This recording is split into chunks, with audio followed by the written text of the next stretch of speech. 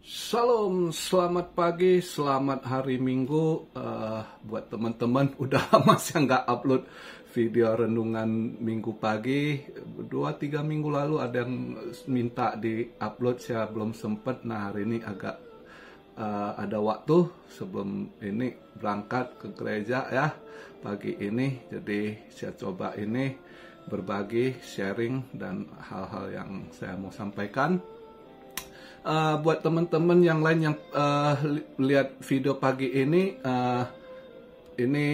renungan harian untuk kami teman seiman. Yang bukan seiman, skip aja videonya ya, karena bukan bahas kripto. Jadi ini adalah renungan minggu pagi untuk kami saudara seiman untuk saling menguatkan. Jadi tidak bahas kripto gitu ya. Oke, jadi di skip aja ya. Terima kasih buat teman-teman yang seiman, di mana hari ini ya nggak terasa ya udah mendekati penghujung tahun. Nggak lama lagi akan masuk Christmas ya, di mana Christmas juga tahun ini ya sebaiknya juga ya lebih irit lah, nggak terlalu gimana juga ya. Perbanyak doa dan hindari tempat keramaian seperti biasa, di mana tempat rawan, apalagi semenjak perang Hamas Gaza ya. Kadang ada yang lebih ini ya, agak hati-hati untuk di tempat ramai ya, mall atau party-party gitu. Untuk apa, hindari dulu lah.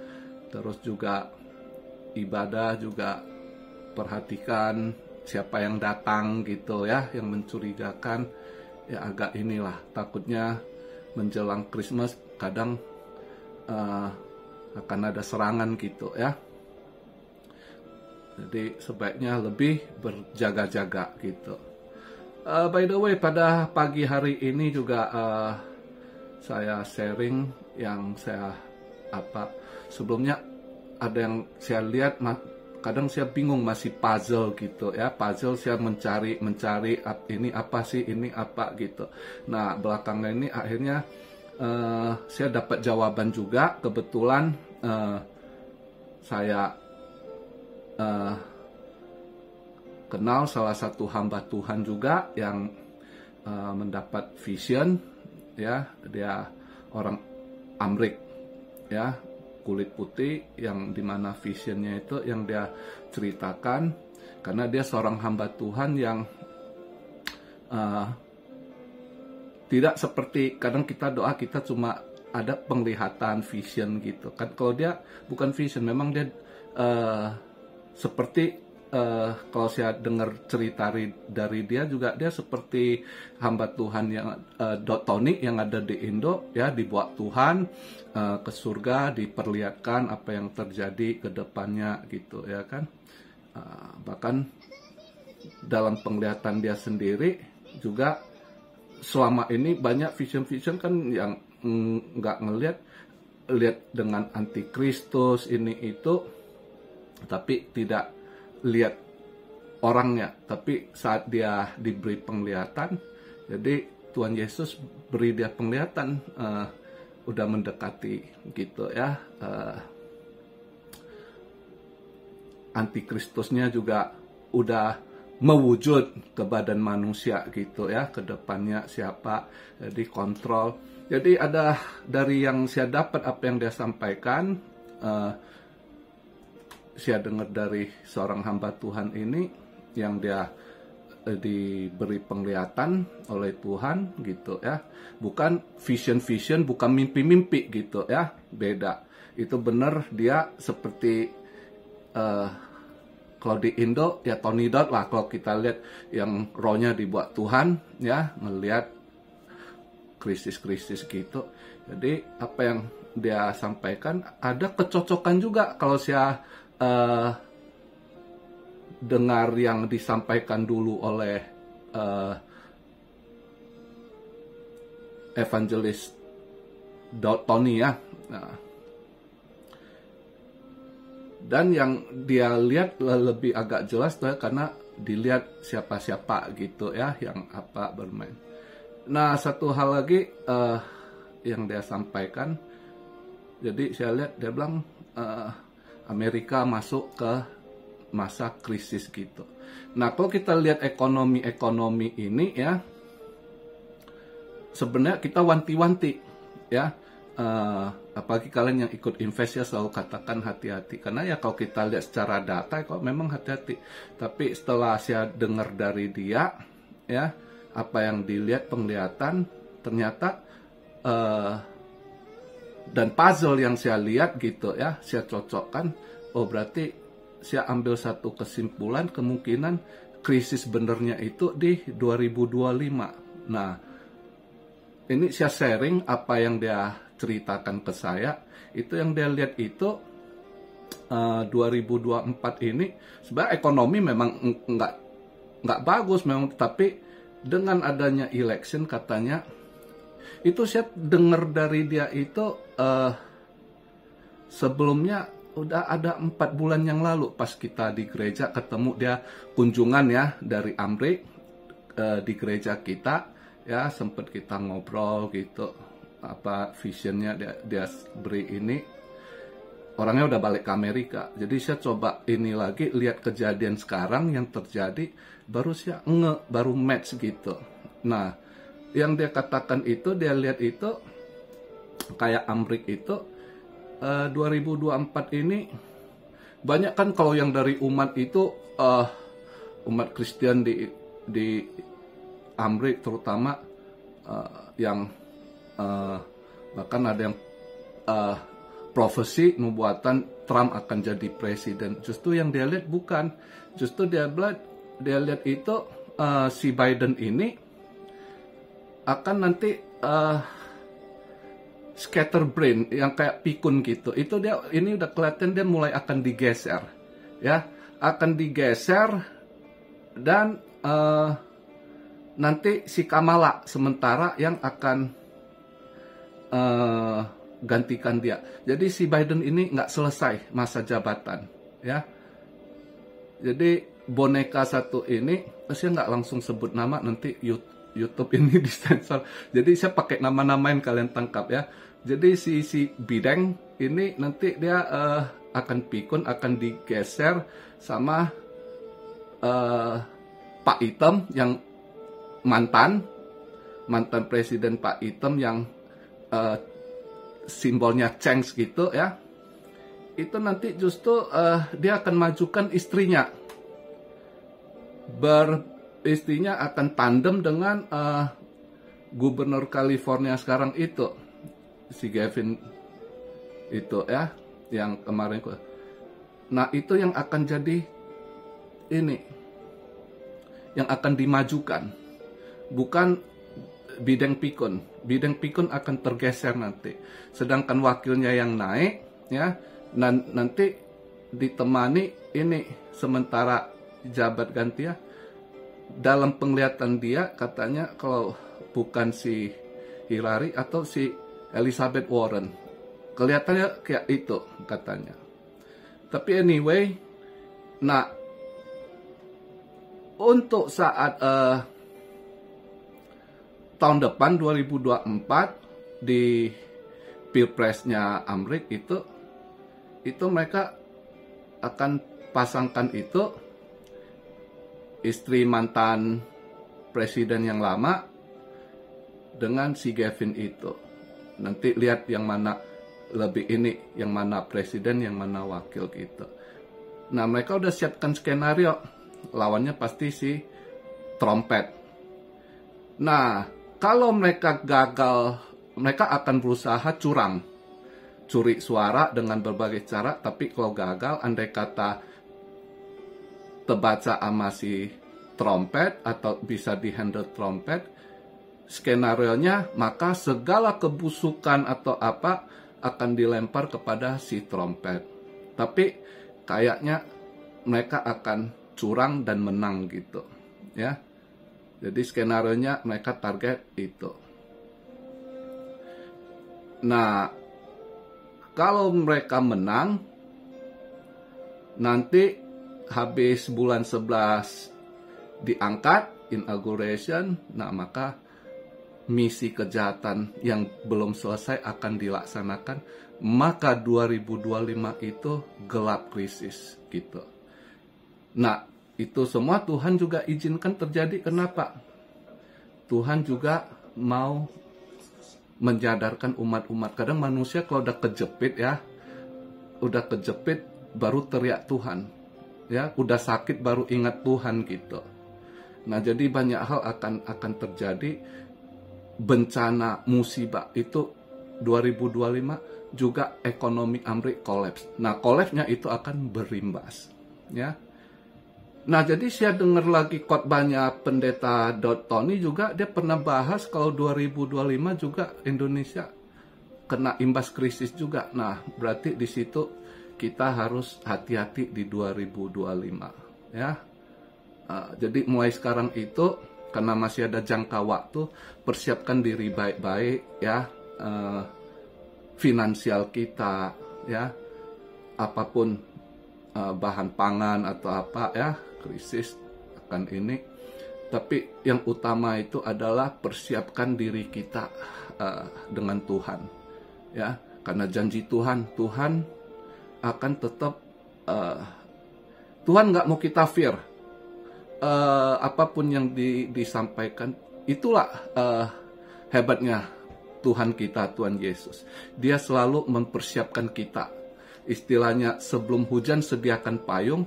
Lewat profet-profetnya itu Tuhan udah kasih waktu untuk kita berbenah, untuk bersiap-siap gitu, ya, sebelum hal itu terjadi. Saya ambil contoh lagi satu kejadian sekarang, perang Israel dengan Hamas, ya. Itu nubuatan itu sudah Tuhan sampaikan lewat Kim Clement. Saya dulu waktu di Amerika, itu salah satu profet yang saya suka ikuti, ya, yang saya sangat ini, saya tahu dia benar-benar dipakai Tuhan profesinya, ya. Itu 2014 bulan Februari itu dia sudah profesi kejadian yang akan terjadi, Iran, ya, konflik Hamas sama Israel itu udah disampaikan gitu, ya. Di 2014, awalnya 2014 bulan Februari saya ingat gitu, ya. Terus di 2015 juga pernah dia sampaikan lagi, tapi unfortunately dia akhirnya 2000 berapa dia dipanggil Tuhan, berpulang kepada Tuhan. Nah, ada sebagian Kristen yang nggak percaya, dia bukan profet ya. Tapi saya tahu tiap profesinya itu selalu digenapi. Nah, ternyata kalau kita pikirkan 2014 nubuatan itu pertama dia sampaikan di bulan Februari dan terjadilah di Oktober 2023. Berapa lama jangka? Nah, karena waktu Tuhan dengan waktu kita kan beda gitu. Tuhan tahu saatnya dan Tuhan berikan cukup waktu untuk kita doa untuk menolak. Sebenarnya itu bisa ditolak, Tuhan berikan supaya untuk, karena dengan doa kadang ada hal-hal yang Tuhan udah perlihatkan itu bisa ditolak, pushback dengan pray, dengan doa gitu. Tapi sekuat apa?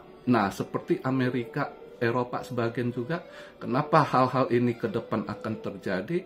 Karena mereka sudah jauh dari Tuhan, ya. Kuasa gelap lebih dominan, jadi harus dibersihkan juga gitu. Nah, buat kita teman-teman, di mana sekarang saat Tuhan dah berikan vision melalui hamba-hambanya, hamba-hamba pilihannya, nah kita sebagai umat kita juga prepare waktu, dan juga kita doa. Ya kan, doa dapat mengubah segalanya gitu, ya. Yang terutama juga kita harus bangun iman kita lebih dekat, lebih intim lagi dengan Tuhan gitu. Itu yang Tuhan mau, bukan fear. Apapun yang terjadi, Tuhan promise sama kita, dia tidak akan meninggalkan kita, dia akan tetap menyertai kita, ya. Nah, jadi karena ini waktu masih ada, ya, andai kata 2025 terjadi krisis, akan banyak bencana besar gitu, ya, termasuk nimpa Amerika. Mungkin bencana yang belum pernah terjadi akan ada terjadi di sana, ya. Nah, kita sendiri Indonesia kemungkinan 2025 krisis bisa ada sebagian daerah kayak bisa terkena juga krisis pangan dengan gagal panen, dengan udara yang cuaca yang ekstrim gitu, ditambah agak hati-hati juga akan ada takutnya perang saudara ya. Tapi kapan terjadi kita nggak tahu. Ada penglihatan di situ juga ya, agak hati-hati. Makanya kembali kita masing-masing kita doa. Begitu juga sekarang memasuki masa pemilu ya, doalah sama Tuhan. Jangan kalian ikut-ikut berantem soal siapa. Berdoa minta petunjuk sama Tuhan dan katakan pada Tuhan, berikan pemimpin yang terbaik gitu ya. Terutama apalagi kita tahu ke depan ada krisis, harus pemimpin yang bisa, bukan pemimpin yang kalau pemimpinnya yang nggak bisa kerja, kasihan loh kalau krisis itu datang di 2000, rakyat akan mampus. Jadi disitulah intinya, saat kita mendapat ini, Tuhan itu udah kasih kita wadah, kita harus lebih doa, minta sama Tuhan. Tuhan berikan pemimpin yang terbaik buat negara kita, ya kan? Jadi doa, bukan saat ini saya lihat di sosmed malah perang, pro ini, pro itu. Biarkan Tuhan yang bekerja gitu. Kita dengan iman kita, dengan doa, dengan iman kita, yakin Tuhan akan berikan yang terbaik. Ya, Tuhan kita, Jehovah Jireh, Sang Provider, Tuhan yang menyediakan.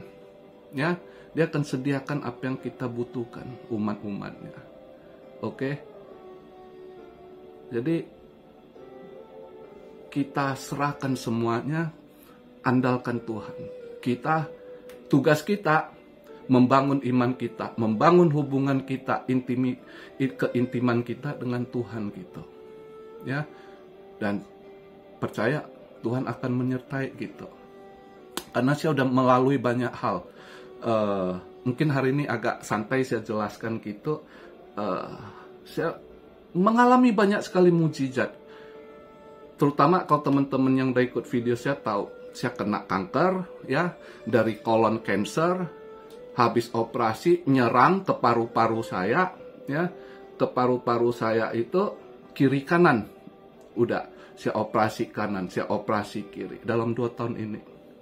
Tapi karena kasih karunia, karena kasih Tuhan Yesus ya, saya itu hari ini masih bisa buat YouTube, masih bisa sharing analisa, bisa ini ya. Itu karena kemurahan Tuhan buat saya. Karena kenapa? Di saat saya 2 tahun lalu saya kena colon cancer, itu saya tahu ada 3 orang yang kena ya. Salah satu penyanyi famous tapi udah berumur, Rio apa namanya saya lupa itu ya. Itu dia berobat ke New York gitu. Dia colon cancer juga ya. Satu lagi bapak dari teman anak saya ya. Orang tuanya hampir sebayangan saya juga umurnya ya, orang tuanya juga kena colon cancer. Nah, dia juga habis operasi naik juga, dia ke arah kena liver sama paru-paru. Saya kena paru-paru, dia ke liver, paru-paru gitu. Nyebarnya. Ya. Dan puji Tuhan, saya itu saya doa, Tuhan kalau bisa saya nggak di kemo. Saya berdoa sekuat apa saya gitu, karena saya tahu saya punya satu Tuhan yang dahsyat gitu. Ya, waktu itu juga istri saya minta pendeta saya, no, let me pray. Ya, kadang istri saya lihat saya kenapa saya nggak, bukan banyak orang kalau udah sakit minta pendeta doain saya, ini doain saya. Saya justru mau saya sendiri sama Tuhan gitu. Karena saya mau jaga hubungan saya sama Tuhan gitu. Tuhan udah berfirman, mintalah maka akan kuberikan. Begitu juga Tuhan Yesus berfirman, mintalah di dalam namaku maka Bapa akan memberikan pada. Jadi saya pegang iman itu ya, saya meminta. Tiap dalam doa saya minta Tuhan kesembuhan. Banyak terjadi mukjizat ya. Kadang istri saya salah kaprah, dia pikir saya sok apa dengan, padahal bukan. Saya justru yakin iman saya, hubungan saya dengan Tuhan, dan saya tidak mau, kan banyak orang ya kadang doa, pendeta tuh doanya nggak manjur, saya nggak, atau pendeta tuh doanya, saya nggak mau terjebak dalam kondisi gitu ya. Saya juga nggak mau repotkan orang. Memang saya orangnya nggak suka ngerepotin orang juga. Saya orangnya gimana? Saya suka nolong orang, tapi kalau minta tolong itu buka mulut itu saya berat orangnya gitu. Ya. Dan saya cuma yakin hubungan saya dengan Tuhan. Jadi selama ini saya doa rutin, saya juga check up ya, harus ikut dia punya ini. Ya puji Tuhan sampai hari ini habis udah diangkat ya, mudah-mudahan nggak balik gitu, belum ada, dan dokter bilang harus 5 tahun. Justru 3 orang yang kena bebarengan, satu lagi ini drummer ex Jepang, kalau orang tahu grup band ex Japan ya, itu ada salah satu drummernya 2 bulan lalu baru udah nggak ada juga dari colon cancer. Jadi 3 pas saya kena itu saya tahu ini ada 3 kena gitu ya, 3 udah pulang, udah nggak ada. Tapi saya masih hari ini masih bisa buat video renungan minggu buat teman-teman seiman karena kasih Tuhan. Jadi disitulah saya mau berbagi, share sama kalian bahwasanya jangan takut. Walaupun ada ini, saya waktu ngadepin kanker itu istri saya lihat, apalagi udah transfer ke paru-paru saya saat itu ya, itu masuk ke stadium 4 level 4 ya. Di level 4 istri saya udah takut, dia pikir saya nggak lama lagi gitu. Saya bilang jangan takut, saya bilang kalaupun saya dipanggil pulang kenapa saya harus takut? Takut kalau Anda ke dunia bawah, tapi kalau harus dipanggil pulang ketemu Tuhan, haleluya, haleluya, saya bilang saya akan dengan senang hati anytime Tuhan mau panggil saya pulang, kalau kembali ke sisi Tuhan, I'm ready gitu. Ya kan? Kenapa harus takut gitu? Dan saya andalkan Tuhan, saya bilang sampai hari ini puji Tuhan belum ada ditemukan. Setelah diangkat operasi, saya beberapa hari lalu baru cek lagi, CT scan lagi ya, tapi hasilnya Rabu ini. Overall sampai hari ini udah nggak timbul ya. Dan itulah kuasa Tuhan, karena saya tahu 3 orang yang bebarengan dengan saya kena selisih 1-2 bulan, mereka sudah nggak ada. Sedangkan saya masih, puji Tuhan juga nggak di kemo. Banyak mujizat terjadi, sangat banyak. Itulah kuasa Tuhan kita. Dan benar, mujizat dulu Tuhan Yesus pernah nyatakan, hari ini saya masih rasakan mujizat Tuhan. Itulah kuasa Tuhan Yesus. Ya, nah kedepannya yang saya mau sampaikan buat teman-teman seiman, apapun yang kalian hadapi ke depan, walaupun krisis, jangan takut, berserah, minta, yakin dengan kuat dengan iman kalian, dan bangun hubungan kita pribadi dengan Tuhan dalam doa, ya, dalam tingkah laku kita, ya, dalam tutur kata kita, dalam kelakuan kita, ya, itu semua. Oke, jadi untuk di minggu pagi ini, semoga apa yang saya sampaikan bisa membangun iman kalian lagi, lebih kuat lagi di dalam Tuhan, dan semakin kuat ikatan kita di dalam Tuhan Yesus, ya. And never give up, never fear, jangan pernah takut. Dan yakinlah, apapun yang terjadi, Tuhan punya rencana, ya, dan Tuhan akan selalu menyertai kita.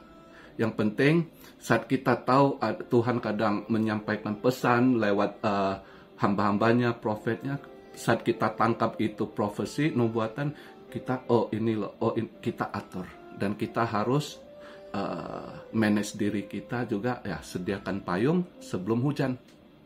Oke, jadi begitu aja video di minggu pagi ini. Semoga setelah nanti kalian ke gereja lebih mantap lagi imannya, berjalan dengan mantap dengan iman, worship the God. Oke, praise the Lord, Tuhan kita yang dahsyat. Salam Siario dari Tokyo.